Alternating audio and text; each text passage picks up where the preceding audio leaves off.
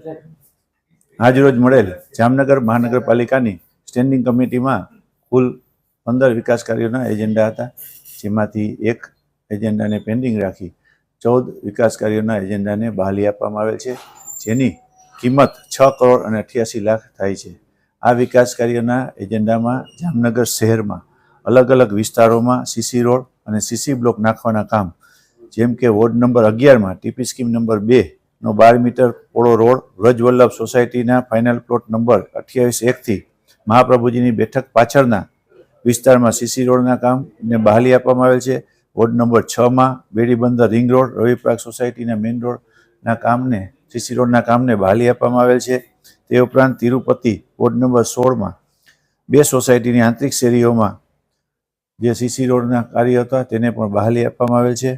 આ ઉપરાંત ward number 5માં હનુમાન ગેટ પોલીસ ચોકીથી પૃથ્વી વિહાર એપાર્ટમેન્ટથી લઈને ડૉક્ટર વિરાણી સાહેબના ઘર સુધીના રોડને સીસી રોડના કામને બહાલી આપવામાં આવેલ છે।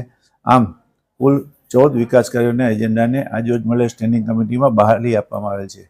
આ ઉપરાંત જામનગરની અંદર એર પોલ્યુશન એક્શન પ્લાન એને પણ માનનીય કમિશનરશ્રી, માનનીય મેયરશ્રી, બધા પદાધિકારી અને સ્ટેન્ડિંગ કમિટીના સૌ સભ્યોની હાજરીમાં લોન્ચ કરવામાં આવેલ છે।